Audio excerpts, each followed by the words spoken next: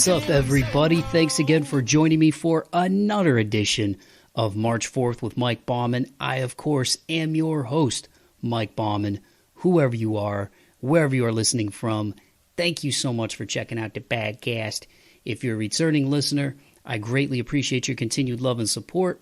And if you're a brand new listener of the show, man, thank you so much for hopping aboard that pirate ship. You can follow me on Instagram at March 4th Pod, on YouTube at March 4th Pod. My website is march4th.podbean.com. The link tree with all of my stuff is in the podcast description for this episode.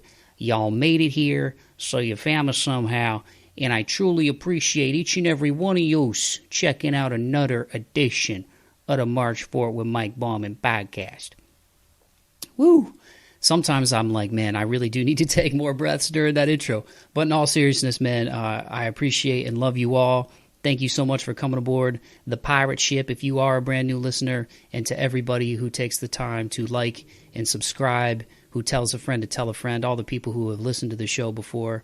All those things go a long way in helping the show get out to more people. So I truly appreciate it, and I mean it when I say thank you and I love you, because this podcast is just dedicated to persevering, moving forward, overcoming obstacles, getting up each and every day, understanding that there's going to be good days, there's going to be bad days, but it's how you push through, it's how you persevere, it's how you move forward.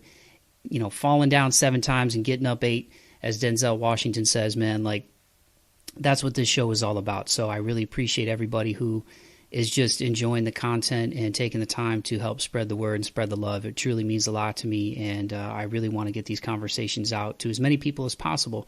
Not because I'm self-absorbed and full of myself, but just because I want to leave behind a positive impact, man, in my time on this earth. So, yeah, man, I appreciate you all. I hope everybody's doing well. It's officially summertime, right? Or are we still in spring? I don't know. It's summertime vibes. At least it's summer here in Nashville. It's super hot and humid down here, and because my ancestors come from very cloudy, dark places, I may or may not be related to Gollum. Summer is usually a bit problematic for me because I come close to melting. If I don't have factor 30 on, I just get permanent redneck going. You know what I'm saying? Got the permanent farmer tan going on. But yeah, man, it is a fun time of year though. It's just really cool, especially after these past couple of years with the pandemic and just all the craziness going on in the world, to see all these big festivals and big shows coming back. Sick New World just went down last month in Vegas for all you new metal fans. There's just a lot going on, man, from hip-hop to punk to pop punk to metal to alternative, indie. There's so much cool music coming out, so many cool festivals and tours going on, and it's just it's really cool to see, man. So I hope you guys get a chance to go out there, have some fun, be safe, and support your favorite artists, and also support up-and-coming artists, man, and rising artists. And speaking of rising and up-and-coming artists, the guys that I have on the show this week are guys that are no stranger to the pop-punk realm and the alternative realm. Collectively, they have a lot of experience in the music biz, but this band that they have formed is starting to make some noise, and I feel like you guys are going to hear a lot more from them in the coming months and years. They are none other than Sam, Andy, and Alex of the band On High. Once again, if you love pop punk, if you love alternative, you will really enjoy these guys, man. Over the years, they've worked with the likes of John Feldmann of Goldfinger, Zakk Cervini, Ashton Irwin and Calum Hood of 5 Seconds of Summer, Travis Barker from Blink, and John Feldmann and Zakk Cervini have a ton of music credits over the years. I mean, everybody from Blink to Mod Sun, Sueco, Fever 333, All Time Low, Bring Me the Horizon, Machine Gun Kelly. So, you know, these guys have worked with some heavy hitters over the years, but as you guys will hear in this conversation, man, Sam, Alex, and Andy are really excited about what they're doing with On High, and they should be. The singles that they've put out so far are a lot of fun. Each of them stand on their own in terms of the vibe and the subject matter. On this episode, we talk a lot about Alive, because they came out with a really cool debut music video for Alive that has a cool superhero theme, as you guys will hear about. And we talk about some of the inspiration behind it. Hint, hint, it's an awesome show about superheroes on, or maybe not so superheroes, on Amazon Prime. And yeah, man, they're cranking out music videos. They're cranking out tunes. The latest being, I believe, Misuse, which just came out on May 12th. So just a few weeks back by the time you guys all hear this episode in early June.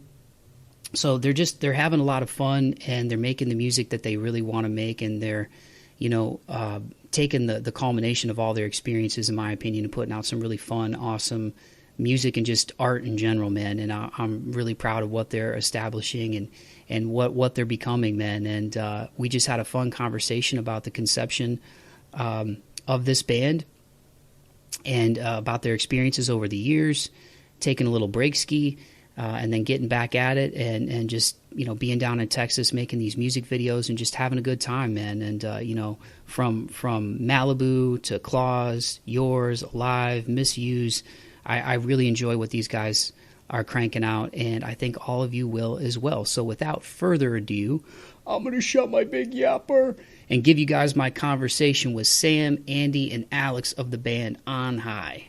Here it is.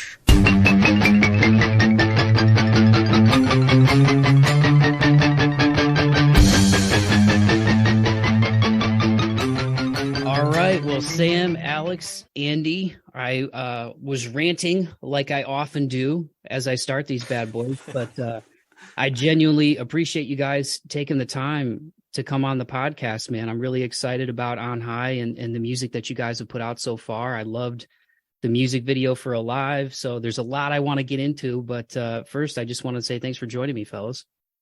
Thanks for having us, man. This is really cool. You're welcome. You're welcome. Now, I know people are probably familiar with your dudes from your, previous bands, but just in case they are not, why don't you just tell people your name and what you play in the band, since this is audio only for now until I upgrade my equipment. that way when you're speaking, people know who's talking. Yo, I'm Sam. I'm the singer and guitar player. What's up? I'm Alex. I play bass. I'm Andy. I play drums. Woo! Woo! And so we're on high. Now, Andy, as I understand, you're related to Dan. No, I'm sorry. I'm sorry. Damn! You did it. You did it. He did do it. I had to make a little joke because his last name is Ackroyd, but it's definitely not spelled the same way as Dan Ackroyd. So I was playing around before the start of this because I'm sure he gets asked it a lot. So I wanted to just make a funny. But in all seriousness, I really enjoy the music. And I thought the music video for Alive was awesome. And to my understanding, that's the first music video out the gate for you guys, right? Yeah, it is. How much fun was it making that, man? Because I love the boys, and there was kind of, I felt like the laser eyes were kind of, I don't know if that was a nod at all to a little 100%. The Homelander.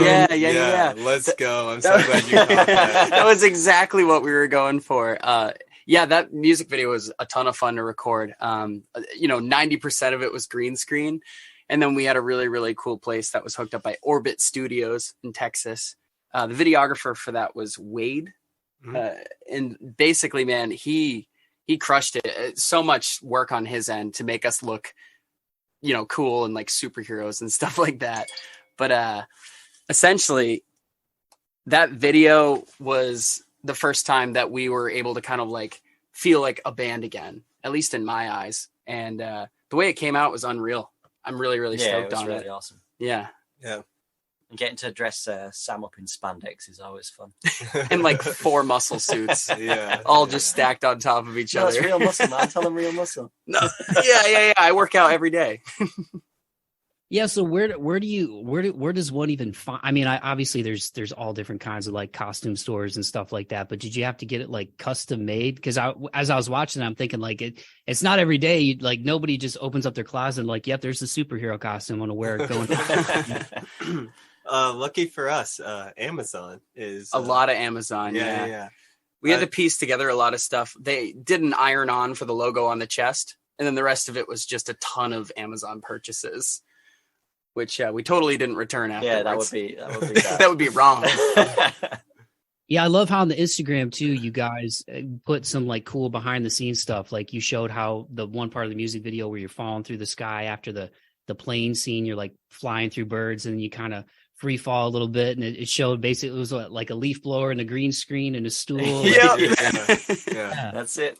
No, that was dope. It was cool. So did you guys hatch that with the people you were working with to make the music video too? Or like conceptually, did you kind of come up with it beforehand, or how did that flesh out?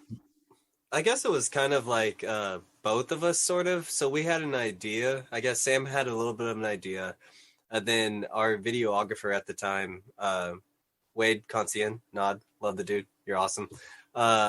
He has really been getting into CGI stuff and like just crushing it. So he had an idea to kind of do like this cool like stuff that we couldn't normally do. And we kind of went with The Boys because it felt at the time that was like really like what we were watching. You guys were literally showing me The Boys for the first time. Yeah. So me and Andy had just watched like the most recent season. So we were like, that was the vibes. So yeah, that's kind of how it happened. And then we just made it work.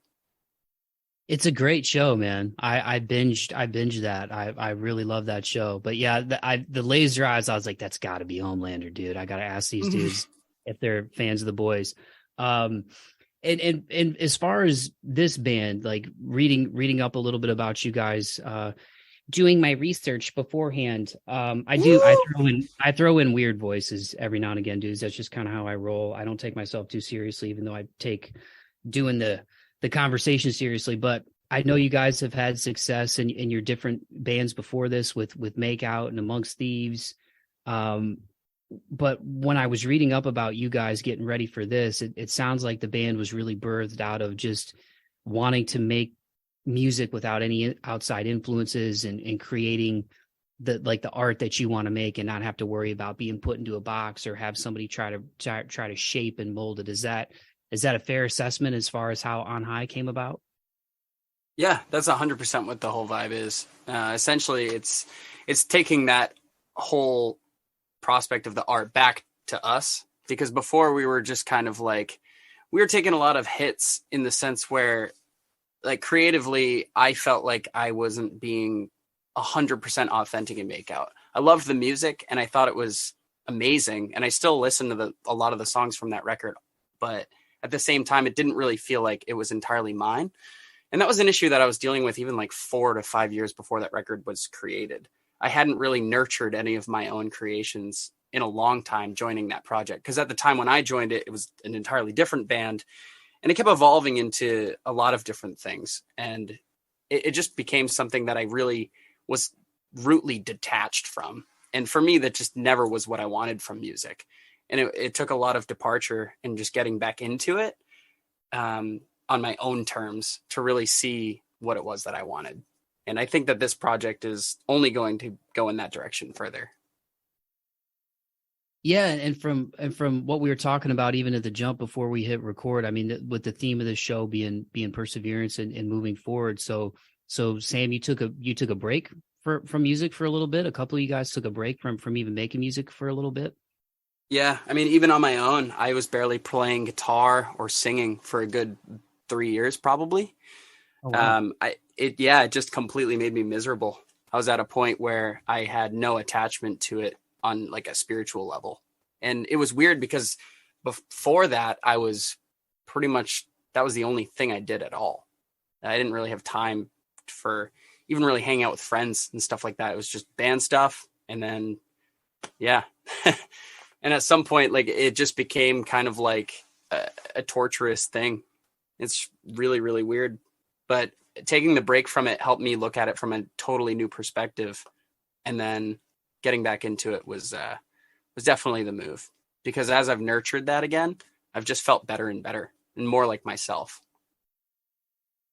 Yeah, it's crazy sometimes how the things that you love can sometimes become the things that you hate. But then when you take a break from it, or you get some time and distance from it, it's just amazing how those things kind of refresh your perspective. You know what I mean? Whatever it is in life, if you do something often enough, whether they're good habits or bad habits, you'll get good at it. But there's a reason they call it the music business too, man. And I've been fortunate. I'm not going to name drop, but I've been fortunate to talk to artists who are local and play local shows or regional shows. And I've had the fortune of being able to talk to artists who sell, millions of albums. And the stuff that the local bands deal with, it's crazy how there's so many similar things that national or international touring bands deal with just the relationships of the band, making the music, putting out the music that you like,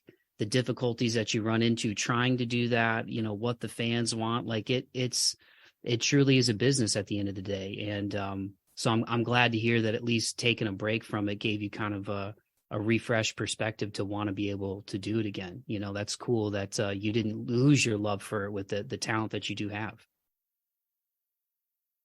Yeah, and I mean, it's interesting how things can kind of evolve in that way, right? Especially when you're working on things so hard. I think the biggest thing was just losing the point, right? Like even though people say it's the music business, I don't think necessarily that it has to be so much of a business. Right. It's a very, very old mantra to be saying, like, it doesn't feel like work if you're doing what you love. But I think that there's a lot of intricacies in the way that things work in the music industry. And I think that my approach was just not right. It was a very immature way of looking at things, and just letting the ball slide wherever it did was never a good idea. I mean, it brought me a lot of successes in a lot of ways, but I think it was a hindrance in the overall capabilities that I would have had to do it long term. So yeah, man. The idea is just, thanks, man. It's just doing it, again, on our terms. And it feels a lot better. It does. Yeah. Yeah, because when I was doing some deep dives on y'all, man, like it seems like you guys have been doing music for a while. Like Sam, I found a video on YouTube back from like 2010. I think you're doing a Train cover. I was like, what? Like this dude's been doing this for a long time, man. Like, so just to go back before we get back into On High, like, has music been something that's been part of all three of your lives for as long as you can remember? Like, what was that first thing that grabbed you about music where you realized, like, oh wow, like what is this? I always love asking people that, because I know what mine is and what grabbed me with music, and it's always cool to kind of talk to artists and see like what that moment was for them. Yeah, at least for me, I've been doing this since high school. I've been doing it for fucking 10 years, forever. And there's always something that grips me back in. Same with Sam. I took a break for quite some time. And honestly, I didn't think that I would ever want to do this again. I've been fortunate enough to be fairly successful and do a lot of things in multiple genres and whatnot. So at least for me, I almost felt like, well, I had a good run. That was it. And, when Sam reached out to me and we started talking again, it kind of like revitalized that in me, I guess. And I didn't think I had that possible, but music has that ability to do that to you. So at least for me, like, it's a lifelong thing. I don't know. What about y'all? Well, I always had music, like ever since I was a kid, like literally my whole family played it. So I never really had a break from it. And that might have been part of the reason why I got kind of sick of it at some point. Because since the day I was like probably 5, I was singing in my parents' band. Like my dad was a guitar player and a singer. My mom was a singer. And like they would just have me go sing with them. And like I learned piano really early on, learned guitar really early on. And so, yeah, I mean, I've never had a chance to get away from it. It's always going to be a part of who I am innately. I don't know what exactly your situation was with music. Yeah, I've been in bands for like 10, 15 years and I had a good time. But then I reached out to Sam and I thought, I really think that guy should be still making music. And if he does, I want to be a part of it. Yeah, so that's a good segue. Andy, is how did you guys end up eventually all linking up from being in different parts of the world, like because you made a few different music videos down in Texas, right? And Alive is the first one of those. So how did this eventually come to that point where it's like, all right, we want to make music again. Let's get Andy, let's get Alex, Sam, let's all get together. What was sort of the impetus for that? That was a slow burning thing for sure. But like me and Alex, we known each other from our last band, right? Yeah. And then Andy had kind of just joined on because me and him were linked up on Instagram, I believe it was. Yeah. And like we were just chatting a whole bunch about random stuff. And eventually we started doing, we had an idea to do like a cover song together, which oddly enough, we never even put out. Because it kind of just evolved into like, oh, well, like I really like these drum parts that you're doing for this. And just started talking about creative ideas and where we would see ourselves. And it just kind of like spiraled into bringing Alex into the conversation and just starting a whole new project with a lot of the stuff that I had been working on recently. And it was a very, very sporadic thing that just kind of clicked and happened all at once. And it was just because the vibes were right. You know, the three of us were having a good time talking together, and just planning the whole thing out was fun. And that was something that just kind of made it seem effortless, you know? Yeah, kind of like what you were talking about earlier, where, you know, even though it's the music business, it doesn't have to be like that, you know? And I think that's the crazy thing about music too, man, is like, I always feel like as a listener, that things hit people differently in a different way, right? Like the music that you guys make, you know, definitely in like the pop punk realm. Pop punk fans are like so diehard, and I'm a big metal fan too, and the same thing with metal. Metal fans are real diehard, and I think over time it's just, again, just from talking to different artists over the years, that there seems to be that struggle at some point where it's like you come out the gate with like that first album or those first singles, and it's you've been waiting to get it off your chest for so long, and then at some point where that success starts to kind of meet the art, it's like, okay, now we got to kind of feed the machine, you know what I mean? And I think a lot of bands, a lot of people struggle with that at some point in time, you know, where it's like, okay, now the art has become a commodity and it's a business. How do we navigate that? But I feel like the bands that stand the test of time, especially in pop punk, man, you look at a band like Blink, I feel like they've always done what they've wanted to do. And obviously they've had struggles along the way, and they've had their ups and their downs. But now if you look at them, I mean, this is probably the biggest they've ever been. I mean, I'm 35, and I remember the MTV days with TRL, and coming home and watching that with my sister when Carson Daly and TRL, and watching the music videos. And, you know what I mean? Like anytime Korn would bump off like the Backstreet Boys, I was like, yes, you know what I mean?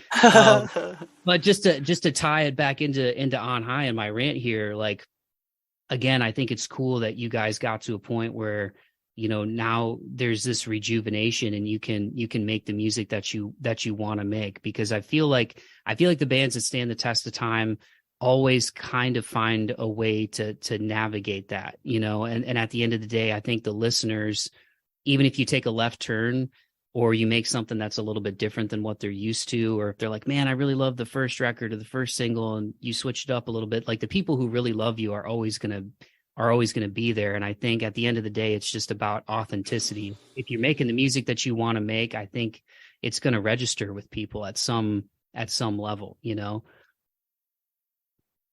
Yeah. And I think that when you're making something authentic, like you said, anyway, if the whole thing is authentic, realistically, the sound should never really drastically change in such a way that it wouldn't feel like the same artist. Right. I mean, like, you can make huge leaps on personal levels to change your art, but at the end of the day, it's still, there's so much complexity in what an artist does that I think anybody who really is listening would notice that it's the same person. You know what I mean?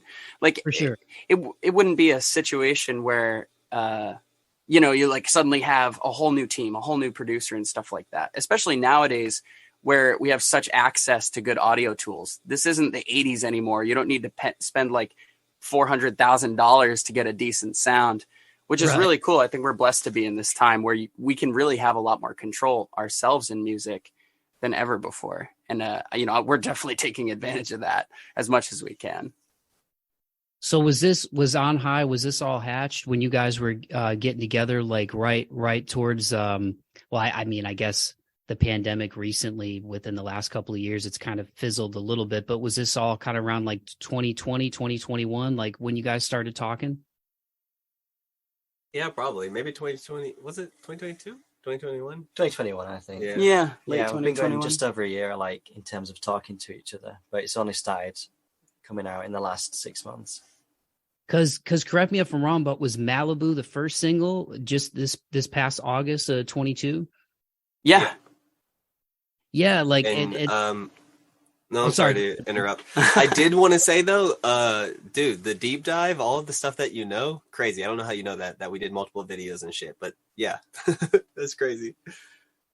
Oh no, man, it's all good. Yeah, I try. Like I said, man, I'm kind of a goofball, but I don't like to waste people's time, man. You know what I mean? And I love music, and that's why I do this. And I love talking with people, and so I think it's respectful if you come into an interview or conversation and you know about the artist, so you don't ask them like the cookie cutter kind of stuff, man. You know, I mean, nothing against like the Q&A type stuff that's out there, because I love reading that stuff too. Like, oh, what is this band's like favorite fast food and all that stuff? Like, that's fun stuff, but I like to get in like the nitty gritty, man. So I feel like if I'm coming prepared, man, like and somebody takes the time to talk to me, especially on a Friday night, I don't want to waste people's time, man. And I genuinely respect the talent that the three of you gentlemen have in the music that you're making. So I appreciate the compliment, but it's all part of just doing the show, man. And I love doing this stuff. But I feel like I said, I wasn't going to rant too much, and I feel like I've been ranting too much this entire time.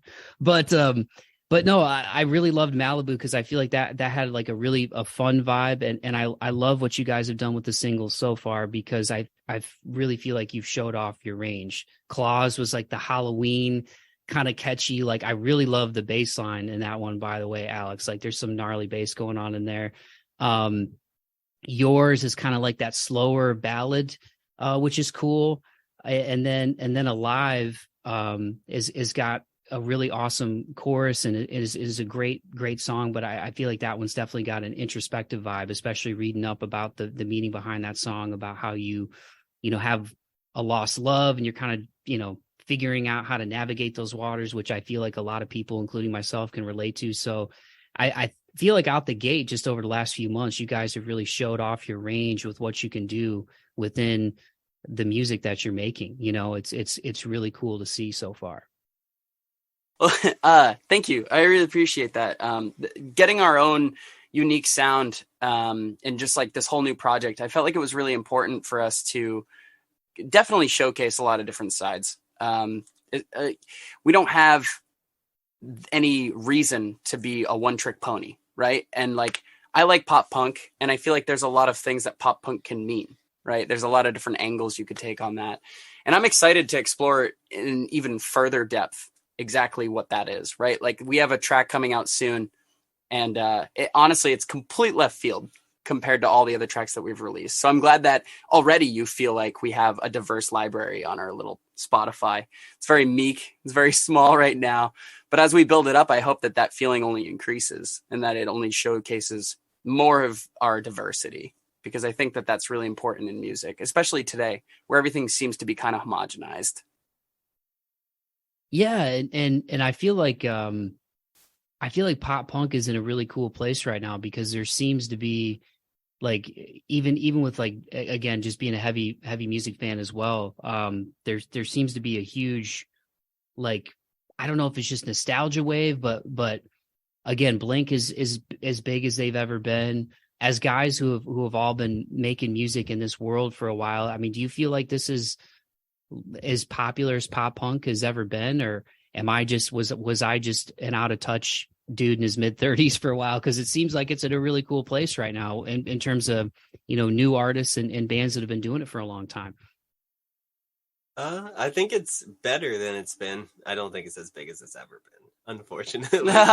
But it's definitely it's having a resurgence, which is awesome. Like, music is a cyclical, it's a circle. Like, all things come around, it'll be popular again. I think when we're a little bit older, maybe in like 20 years, it'll be like huge. But right now we're on the resurgence, which is cool to see. And it's cool to be a part of that, because I know that there's like some influential in that like, I don't know, a lot of the bands that I listen to, like, that made me enjoy music and make me like music the way I like, I know that they were influenced by other bands, you know what I mean? So it's cool to be a part of that cycle. So hopefully that'll happen, but that's I still think we're a little early on it. What do you think has led to the resurgence? Like, what do you think contributed to that? That's pretty unpredictable, right? Like, I mean, like a lot of artists are on the forefront of just making the stuff they like, but you really can't tell what's going to start catching fire, right? Yeah. Like in music, like the kids out there are just going to vibe with what they like. And you can't really force feed people random stuff and just be like, well, they're going to like this because we gave it to them. Especially with the internet, right? Like kids can find literally anything. They can find any music they want at any time. And like the algorithm for whatever socials they're viewing, like TikTok, namely, would create fame on different tracks. But to say exactly like why it would be pop punk or why it would be whatever, I mean, it's totally unpredictable. And it's kind of wild how it works like that. But at the same time, like it does, I'm sure that there's some crazy patterns, right? But it's really hard to pinpoint like, oh, like this person did it. Like this person's the reason that pop punk's popular again. I think that there's just a lot of people that have always kind of liked it. And at times, maybe it's the nostalgia factor, like you said, but yeah, I mean, it's so hard to tell. It's so hard to tell. I think it has a lot to do with the nostalgia factor. I think a lot of the people who enjoyed it growing up are now of an age that we can do more things for bands, and we're older, and we're also having kids, I think, which is also pushing kids to listening to more of that music because their parents are playing it. You know what I mean? Yeah. So I think there's a little bit of that, but I still think we're a little bit far away from it being like huge mainstream. Like I don't think it's going to beat hip hop in the next, 10, 15 years, but we're getting there. I think a lot of people are kind of fusing the two. Yeah. We're getting to the point where it's just a mixed match of everything. So maybe that helps, the fact that a lot of it is just kind of like blending. Yeah. It's getting, people are taking elements from the most popular genres and they're just fusing it into pop punk. You see people like Black Bear on a lot of pop punk tracks. Maybe that stuff's helping. Yeah. But who's to say, like, why would he decide to start doing that? Who knows?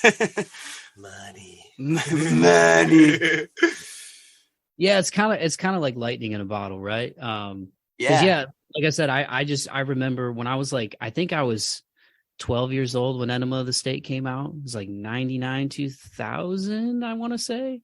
And yeah, Blink was huge. I mean, they were, Blink, Korn, like massive. Yeah. Like nu metal and pop punk were kind of, I feel like, at their height with Korn and Limp Bizkit. And then when Hybrid Theory came out with Linkin Park, that was like a whole nother.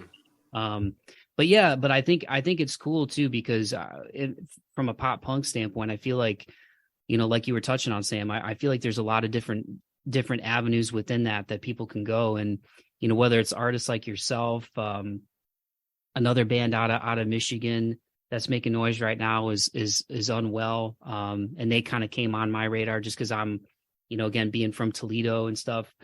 So it's cool, man. I think there's a good mix of like new blood and old blood in it right now. And it's always cool to see new artists come onto the team, or guys like yourselves who have, again, had success in your previous bands and are creating something fresh. So for y'all, man, like, how did it end up being Texas where this all happened as far as the music videos and stuff? Well, that's Alex's hub. That's where Alex is from. So really, it's just kind of like we have three options to do anything. It's either that we come up here to Massachusetts, go on down to Alex for Texas, or we go over to Andy in the UK.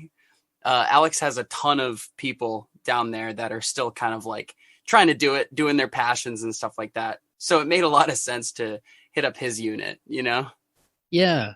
Yeah. I was just curious about that. Cause like you said, I know Andy being from the UK and you being up in the Northeast, I was like, all right, how was it that Texas came to be the place they descended on? And again, a very rich music history in its own right, man. Austin's a city I would love to get to eventually. Yeah, I was. Is that where y'all are, or is that where you're from, Alex? No, I'm in Houston, but Houston. Austin Okay, the best. He's your daddy. Houston's cool too, though, right? As far as as far as the music, I actually just had a heavy band on from down there, Of the Fallen, and they were kind of Of the talking to me Fallen, about the okay. music scene there. Yeah, Houston's cool. Most of the scene is like heavy. So my Okay. first signed project was out of there, was a heavy band called Like Monroe. And we have like a ton of heavy bands that come out that just sign and just do their thing. There's a ton of music just out of Texas, but like I said, it's generally like we have like what Fit for a King, Memphis Mayfire, like a lot of like Wow. heavier stuff is usually what comes out of there. But yeah, I don't know. It's okay. Houston's cool, I guess. Dallas and Austin are like much better though, and that's usually where we kind of that's like the bigger music hubs. As far as shows and stuff like that. Yeah, I mean Houston's just like it's almost too industrial and too like there's too much going on. Where like there's a lot of music, but there's like almost too much, and I feel like Dallas and Austin are more centralized. Like Dallas is where Mike Zemer is with a South by So What or so what is it? So What? So What Fest. So What Fest. Sorry, Mike. So What Fest. And that's like a big like, emo, pop punk, rock, metal festival, and I feel like that have made Dallas like a hub for like that kind of music, like the more and Warped Tour-y kind of stuff. Yeah, less heavy. Yeah. Yeah, the dudes in Of the Fallen kind of said the same thing about Houston, that it's cool, but it's kind of spread out, and on any given night there could be two or three different shows going on at the same time, so it kind of splits up like what people go to, But yeah, dude, I gosh, Austin, I'd love to get to. I'd love to get to Dallas. I'd love to get to Houston too. Got to get to Texas, but Yeah, gotta get to Texas. Everything's bigger. Come on. I know in like Austin city limits, I would love to check that out, man. ACL's cool. But for y'all, man, I mean, taking your experiences and putting it into On High, what's it feel like out the gate to, again, from Alive to yours to Malibu, Claws, to give people different avenues of what you can do, and as far as what they can expect from you guys moving forward, because I feel like the singles route is kind of what everybody's doing now. You give you kind of market that single, get people into it, and then you can kind of give them something else 2 months later. I mean, how fun is it to be able to do this over the last couple of months out the gate with On High? I mean, I think it's really cool to be able to just trickle albums essentially at people, like instead of just like barraging them and then everybody has this like decision paralysis, or they just have to start at the beginning, like how daunting to listen to a whole record, right? So now it's like we have the ability with the short attention spans to just kind of like give people a douse at a time and really decide what they get to hear next. So in a way, it's like there's no skipping around when somebody releases one track at a time. And it's cool to be able to dispense like, okay, here's this version of On High and here's a new one, like you don't have this whole thing where like everybody's going to gravitate towards one specific one and then all the others don't get attention.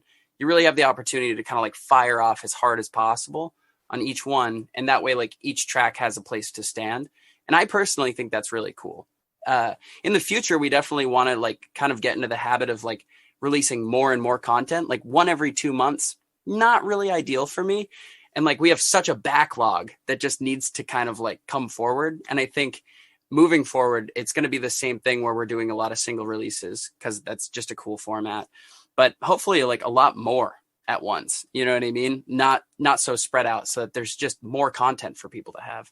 Because I think that, there's a lot of reasons why people listen to music, but when you don't have a whole lot, it's hard to really invest in a band. And I want people to get lost on our page. You know what I mean? It'll be cool when we have enough music out there to really like have a meal. An On High, like entire 4-course meal would be ideal. Love it. Now, the singles that you guys have put out so far, did you do these all on your own? You mentioned, Sam, that you had been working on stuff like when you guys finally put these together, mixed and mastered and put out, did you guys do this by yourselves, or did you work with somebody to put it together? No. So it's really cool. Actually, I have the ability to demo everything out entirely. So by the time I make it into, one of my buddy's studios, he owns a studio. His name's Chris Paquette, owns No Boundary Studios. Shout out. And so he basically helps me take my demos and just flesh them out into a higher quality version. But the cool part is that the process takes like maybe 5 hours at most. And it's pretty much just note for note. Take this demo, play it again, sing it in the better mic and interface, and then boom, there it is. So essentially it's like, yeah, like for the most part, I do the brunt of the work like in my home studio, and I can just bang things out in pretty much like 2 days if I have an idea. Give them a little context of who Chris is, like in correlation to you and yeah, all that. So Chris and I used to be in a band way back in the day called Trophy Wives, and he recorded my band when I was in high school too. So like that whole relationship, me and him bounced off of each other in a lot of ways. And he pretty much was there all the way up until the Makeout days as well, which is where he split off and started doing production on the Big Boy Pants. And we tried to do the band thing in the Big Boy Pants. And it was kind of fun. But like, yeah, so like having that relationship still kind of like maintained, but in a more parallel side, like kind of divided kind of way. It was actually really, really interesting. And it was really nice to be able to have him at the beginning of this project, helping me really flesh these ideas into big productions. And I think that was like a totally necessary step. And then moving forward, we want to try to like bring it more isolated into our own team, because as cool as it was to like bring more and more heads, I feel like it'll just be a lot easier for us to create a lot more content for people and give our listeners a lot more just like music. Yeah, more substance. Yeah, just more music. And I think that like it's not so necessary nowadays to really like have a track recreated multiple times with a lot of different visions. As much as I appreciate that, I think that really what it's got to come down to is giving people a lot of authenticity. And something that I actually don't like about having to re-record things isn't necessarily that like the product never comes out worse or anything like that, but you do miss the opportunity to just capture exactly what I'm feeling, the emotion in that moment, right? If I have to go and record something about a song that I wrote 6 months or a year back, what starts to happen is like you just get this disconnect.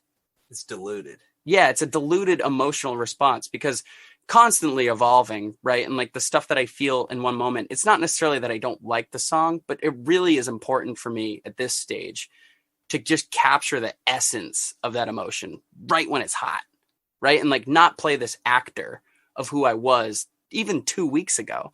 Sometimes that can be kind of like disconnected, right? And I think it's super important for the music to just be as tied to the roots as possible. And I just want to capture that. Yeah, I think that's cool. And I think you guys have done a great job of that so far. And actually, Chris, I wrote his name down because that was one of the guys I wanted to ask you about, because he actually commented when yours came out. And he said, this song, bleep, I don't want to swear on this, but yeah, he was basically talking about how dope yours was. And I was like, oh, I wonder if they worked with Chris on these, or if they, but earlier when you said you had a lot of stuff in the bag, I'm like, I wonder if Sam just recorded the bulk of this already. So it's cool to hear about his contributions to it, man, and just the relationships. And that was another thing in reading about you guys too, you know, with some of the people that you've worked with. There's some guy named Travis Barker. I have no idea who that is, so you guys will have to fill me in. But you know, the 5 Seconds of Summer guys. I'm joking, by the way, for people listening. I know who Travis Barker is. But you know, Zakk Cervini, John Feldmann, and Ashton and Calum from 5 Seconds of Summer. Like, obviously Travis. Like, what have you guys learned over the years? I guess, or just from, you know, being associated and working with people like that, in terms of what you're doing now with On High. Like, what are some of the takeaways that go into the music that you're making now, if any? I think that the biggest thing I learned from working with all those people is that like pretty much everybody can have a good idea, right? And they would talk about this stuff all the time, especially the dudes in Five Sauce. They had presented that neither of them at the start felt like songwriters, Calum and Ashton in particular. And as their band started to grow, they literally just wanted to be a part of that process, right? And I thought that was really inspiring, that because especially they helped with Ride It Out, which was an amazing song. to see these people that at one point wouldn't consider themselves songwriters to just be like one of the best songwriters in the room. Right. And that was something that every one of them kind of brought to the table, is this new perspective of like, yeah, like if you really want to be able to do this, it's not like they have anything special. Like nobody in those rooms was just born with some natural gift. They all just worked really hard at it, and they all had a lot of very direct inspirations. And when they wanted to achieve something artistically, they just weren't afraid to present those ideas. Right. So like moving forward, that kind of gave me the balls to be able to just share my ideas with people. Right. Like it was this understanding of like, okay, like I'm in the same room as these people right now, and my ideas are being respected on kind of the same level, regardless of me being a nobody, at least in my eyes, compared to those people. So it was actually a really eye-opening experience to just be like, it doesn't matter who you are. It just matters if you want to make something great. It doesn't even matter if you think you're capable. Like what really matters is just wanting it and just aiming for it, right? Just like you point the arrow in the air and you shoot towards that goal. And if you miss it, just try again. Right? Like songwriting is definitely a formulatic experience, and there's no way to get it wrong as long as you feel good about it, was what I took away from that experience. I think for me, it was like mostly vibes, I guess, because at that time I was managing Makeout, so I wasn't in the band at that current state. And having conversations with these people and really like understanding where their heads were at was like it was interesting to me that Five Sauce would go and do a whole record with John, come back, get it printed, and be like, this doesn't feel right. Let's take this and just do something else. Let's go and lock ourselves in a studio and just write more music. And I feel like that's what I took from that, was like, you got to do what feels right. Like, don't, just because you have something that's great, or even like people might tell you is great or whatever, it doesn't necessarily mean it's what you want or what's comfortable. Like you should definitely do what feels the best to you, I guess. And that was my take back, I guess, from meeting those people. Yeah, I like that. Yeah, I like that. I think I found that too. Yeah. I like that.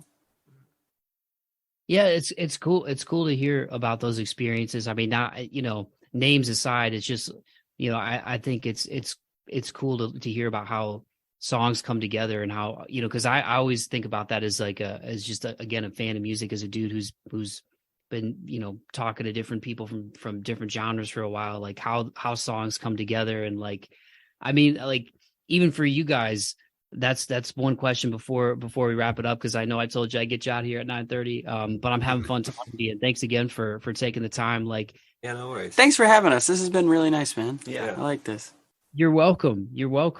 Is there ever been a song that came out really well, but the idea, like you had to get the idea out at maybe like an inopportune time? You woke up in the middle of the night and you're like, oh my God, I have this melody, or I have to record this in my phone like right away. Have you ever lost anything in the ether? Like I'm always curious, because I know for musicians, it's like, you never know when that inspiration is going to hit. Like, I guess my direct question would be like, for you guys, like has there ever been a moment like that where you had to like wake up in the middle of the night, record something in your phone, or you had to like step out of class back in the day, like, oh my God, I don't want to lose this. I don't want to lose this riff. I don't want to lose this melody that I have. Yeah. I mean, I always kind of struggle with that. The 3 a.m. writing is definitely a thing for me. Just like kind of waking up and having that earworm that just won't relent. Usually at work and stuff too, if I get an earworm, I'm leaving, I'm going to go record that. I'm going to take my 15, even if I've only been working for half an hour. Yeah, for sure. I'm going to forget that shit, or oops, I'm going to forget that. And, yeah, no, definitely all the time struggling with, but at the same time, when the idea is really, really good and you're really vibing with it, it almost feels like the earworm becomes impossible to kill. And I could spend 4 days not recording it, and it's still just really strong in my head. So I guess it all depends. When I was younger, I think I had a lot more small ideas that would just come, and I'd be slightly excited on it and I'd forget.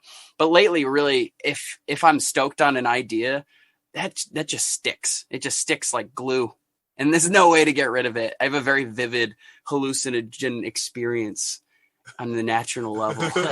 Just a natural level. I also feel like we're really good about just like instantly, if we think of something, we're messaging each other in the group chat. Or like, I if send Sam y'all sings voice something, memos all the time. Yeah. And then like, dude, 9 times out of 10, Andy would be like, hey, you sent me this memo with this melody. It was pretty cool. And Sam's like, what are you talking about? And then he'll play it and be like, oh, okay, yeah.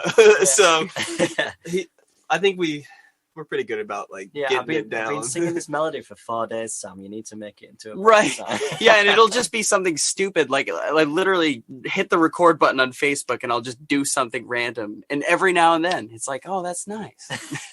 Not, it's just me hearing random stuff in my head.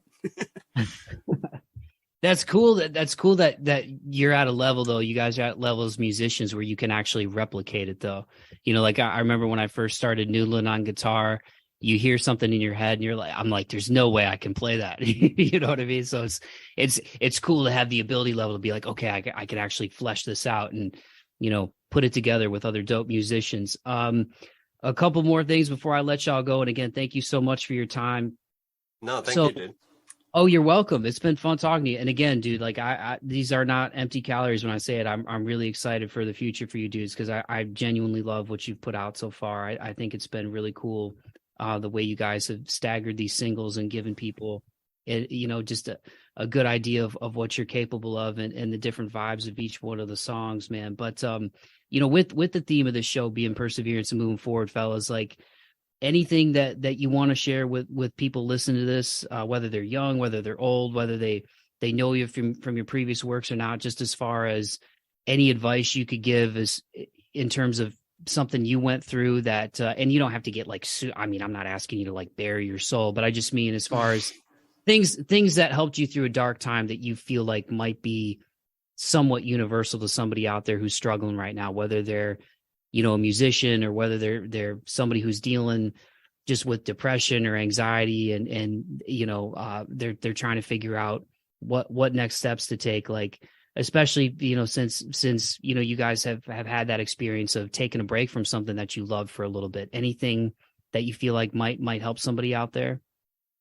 Yeah, I think that a lot of my experience in my depressive states where I was at my worst, a lot of it came down to not really understanding what I liked even, right? I reached a point where I became very agreeable with a lot of the people. I've always been kind of a people pleaser, right? So that's always been a struggle for me because I genuinely want to be liked by almost everybody. And one thing that I had to come to grips with was just that I do have opinions about music and I do have opinions about shows that I like, and all the way down to just like certain types of people that I can or can't talk to like on a daily basis because we just aren't agreeing on certain things, right?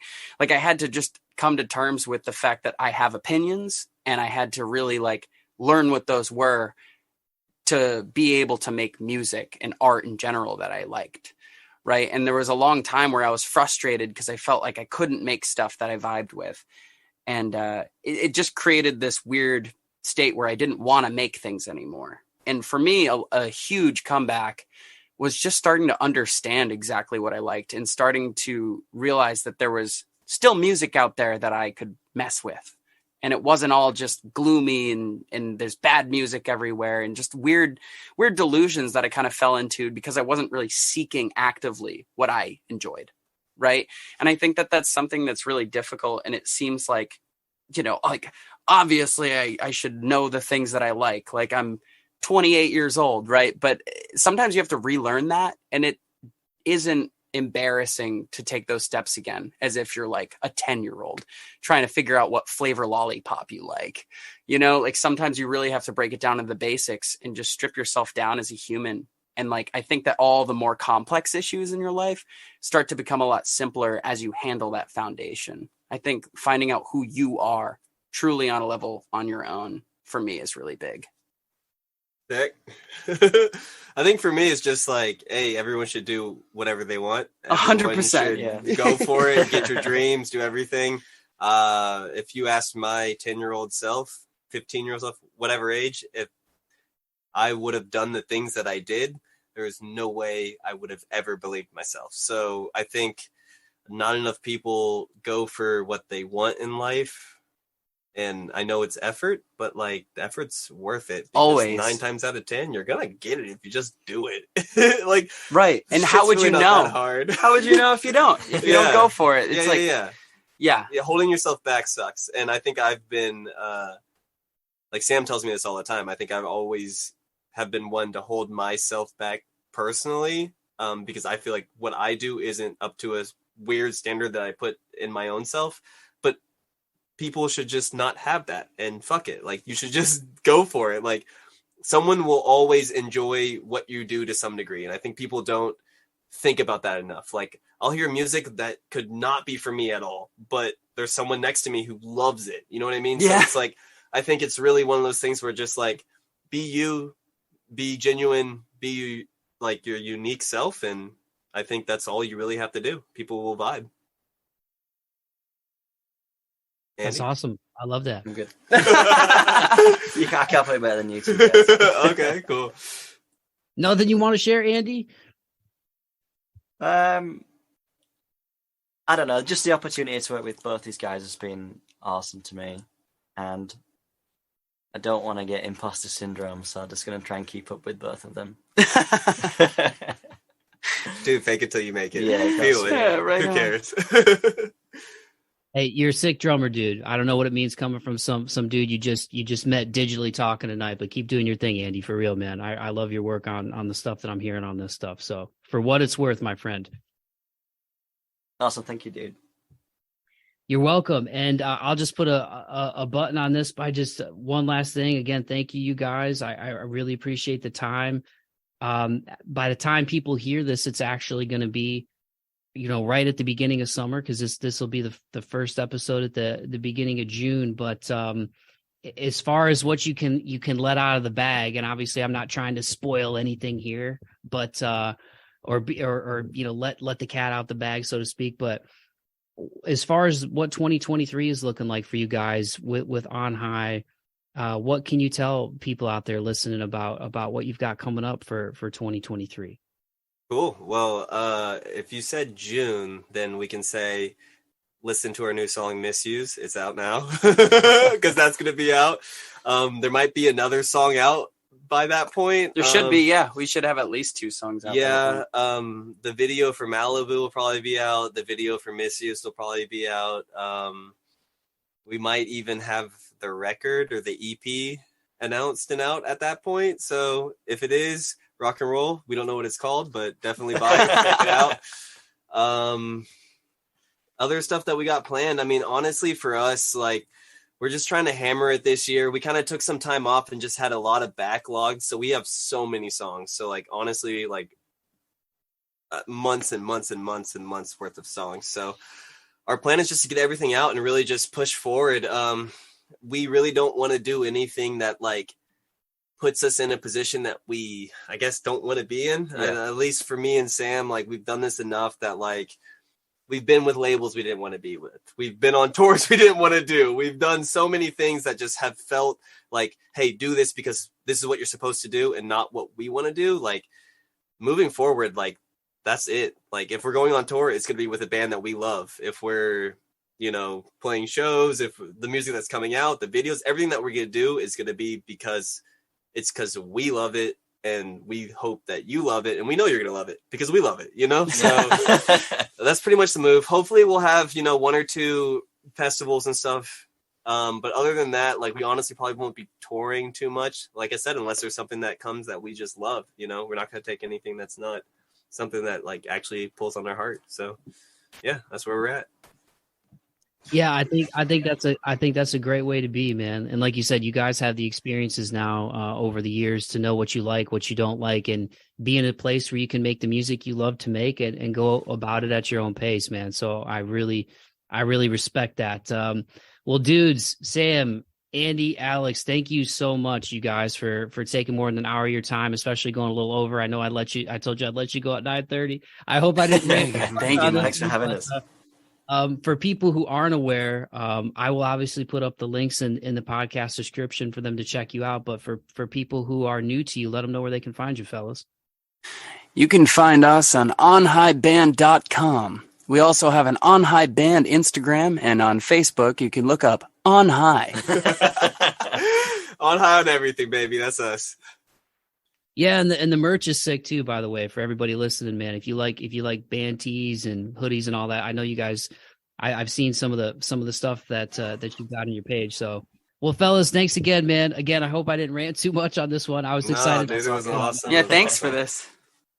You're welcome. You're welcome. Definitely stay in touch, you guys, and I hope you have a great weekend and keep doing your thing, man. For real, I really like the direction you guys are headed in, and I thought the music video for Alive turned out great too. It was fun, but yeah, keep doing your thing, fellas. I really appreciate it. Awesome, man. You as well. I really appreciate it, dude. We'll talk to you. We'll hit you up the next time we release something. We can do another one of these. This will be awesome. Sure. Yeah. You're welcome back anytime, man. Thank you so much. All right. Welcome. Later. See ya. Bye.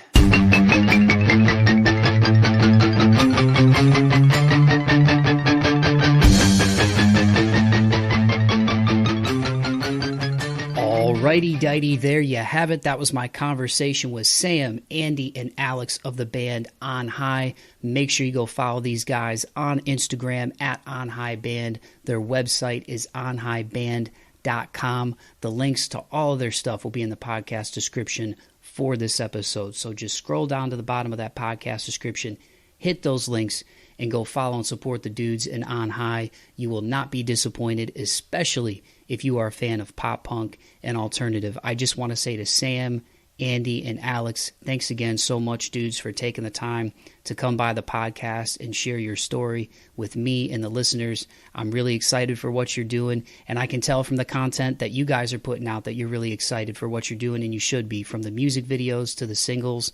I really think that what you guys are doing is awesome. You're onto something, and I'm just so happy to hear that you guys are making the music that you truly love to make. You're having fun making the music videos, and it was just so cool to get you guys on here and have you give me your time and talk to me about your experience in the music industry and just how jazzed you are about what you're doing right now with On High, man. It's really translating when you listen to the music, and it's definitely translating in the visuals with the music videos. So once again, everybody, please go follow these guys at On High Band. Misuse is out now. And again, Malibu, Alive, Yours, Claws, I dig all of them, and I'm just pumped for these dudes, man. I can't thank them enough. And once again, like I said at the jump, you guys, I'm telling you, pay attention to On High, man, because you're going to hear a lot more from them in the coming months, in the coming years. They're just getting started, and it's really cool for me when I collaborate with like-minded creators, just in terms of putting out art that they're proud of and putting out content that they're proud of. You know, there's so much out there, and I think one thing that's really cool, whether you're a content creator like me who's in podcasting, or whether you're a musician, you know, whether you're brand new to the game, or like Sam, Andy, and Alex, you know, they've been in the game for a while, and even though On High is their new band, they've you know, cut their teeth and really gotten a lot of experience in the music industry to this point. I think one thing that's cool about nowadays is there's not a barrier to entry like there was before, you know, where you really had to hit the ground running, literally and figuratively, you know, making flyers and, you know, passing out CDs or tapes like people did back in the day.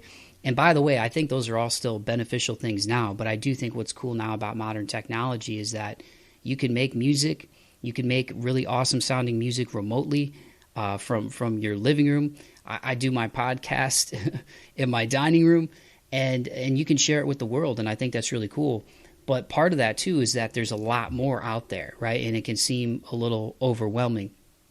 But what I'm getting at is, if you make what you love to make and you're proud of it, and you know, you're not cocky, you're not arrogant, but you take pride in what you do and you don't take yourself too seriously, I really think you can make an impact, man. And that's what I try to do with this show. So when I connect with good dudes like Sam and Andy and Alex, like, it's just really cool to hear that they're making stuff that they're proud of, that they didn't quit on what they're doing.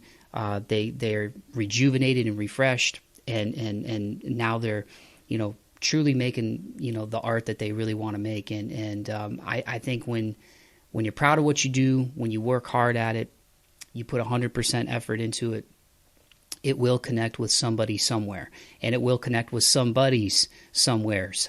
You know what I mean? So yeah, man, it's just it's always cool when I am able to get in touch with people who are excited about what they're doing and you know, seem like really down to earth good dudes. So you guys are welcome back on the show anytime, man. And I'm really excited for you. I want to give a shout out once again to Johnny Zirkle, who's been a big supporter of this show and sending me great artists like On High. So Johnny, thanks again so much, man, for your continued love and support of the show. I really appreciate what you do as well. And yeah, man, I appreciate everybody who's listening. I repeat myself a lot, but I'm really humbled, by the love and support the show is getting. And even though I'm still on the smaller side right now, to see the incremental growth of the podcast over the past few years has been really cool, man. So once again, thank you to everybody who takes the time to like and subscribe, who tells a friend about the show, who leaves a rating and a review on either Spotify or Apple. Like, it's really cool. And all those little things, you guys, interacting with my Instagram, when I post about the shows or my Instagram stories, all those things go a long way in helping the show get out to more people. And ultimately, that's what I want, man. I want to put more people on to awesome independent artists, up-and-coming artists, new bands like On High, and not even the music that I have on the show, but also just people like my friend and former colleague Mick Gonzalez, who I just had on the previous episode, and he's dealing with his own health battles, but he's persevering, he's moving forward.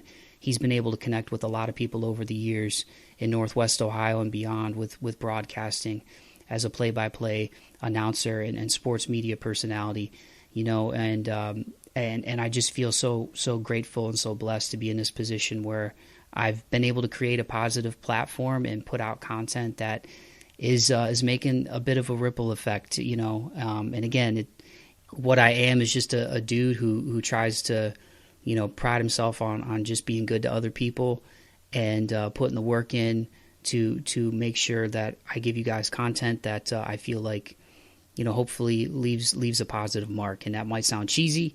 Maybe that sounds a little ambitious, but I'm tired of beating myself up and being hard on myself and being too self-deprecating. Sometimes you got to look in the mirror and look at the things you want to improve upon, but also give yourself a little pat on the back every now and again. And I'm proud of what I'm putting together, and that's not me, getting high on my own supply, man. No pun intended. It's just me, looking at what I've been able to build, and I couldn't do it without all of you. So again, I know I'm repeating myself, but thank you so much. I love you all, and I truly appreciate everybody who checks out the show. So once again, please go follow the dudes in On High at On High Band, onhighband.com. They also have some cool merch that they've developed, man. Like, they're really doing a lot of big things, man. And I'm happy that I can get a chance to put you guys on to them. And once again, if you want to follow and support me, you can follow me over on Instagram at March4thPod. My website is march4th.podbean.com. I also finally have invested in a new computer, so I'm going to start doing video content. So for better or worse, you're going to see my ugly mug out there a little bit more. And the YouTube channel, if you go to at March4thPod or search March 4th with Mike Bauman, you'll be able to find it. Everything on there is super old right now, from my demo reel way back in the day when I was doing sports broadcasting and episodes when the show used to be Bauman's Breakdown back in the day. But in the coming months, you guys are going to start to see more content up there. And even in the coming weeks, if I did everything correctly, I tried to link up my YouTube with Podbean. So when new episodes drop, I believe that they'll go up on there. And if not, they will be soon. So just keep an eye out, man. But once again, man, thank you to everybody who listens. And to anybody who's struggling right now, I just want to say, keep your head up, keep marching forward, keep persevering, and just get up every day and be grateful. Even if you got to say it out loud, man, say, I'm grateful to wake up another day. I'm grateful to have another opportunity to start fresh. Every single day is a new beginning, you guys. And that's how I try to look at things, is, just taking it one step at a time. That's really what I think I've learned over the past couple of years, man. My personal life has been difficult these past couple of years. There's been sort of a clearing out, really, of, just the circles that I'm in, and relationships, all that stuff, man. Death, like, I've experienced all of it in these last couple of years, and I'm not even saying that as a martyr. I'm just being real here. And what I've found is, the real ones stick around, from friends and family. They will always check in on you, even when you go into hermit mode like me. They'll be there.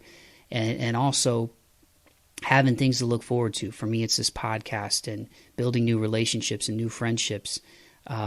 Keeping in touch with my family, who I love very much, and my core group of friends. Y'all know who you are, and I love you all, man. And I can't thank you guys enough for continuing to stick by me, even when I go dark, man. Like, so, just find something that makes you happy. Remember how much you're loved, and just wake up every day grateful. Even when times are tough. Like, again, I'm living proof that things get better, and there's cool things on the horizon. So make sure that you don't quit. So on that note, I'm going to say keep the faith and be kind to one another, courtesy of the dudes in On High. Here is their single, Alive. Peace. I'm so powerless in the great abyss. Would love make it rough? I'm so powerless when it comes to this. Push it tough, like you're tough. I'm so powerless, contemplating this. Am I wasting all of my time? Remember what you said before. You don't know it, not for sure. Please take it easy, let me down politely. It's likely. Remember when I said to you, this is it, right now we're through. Please take it easy, let me down politely. It's likely.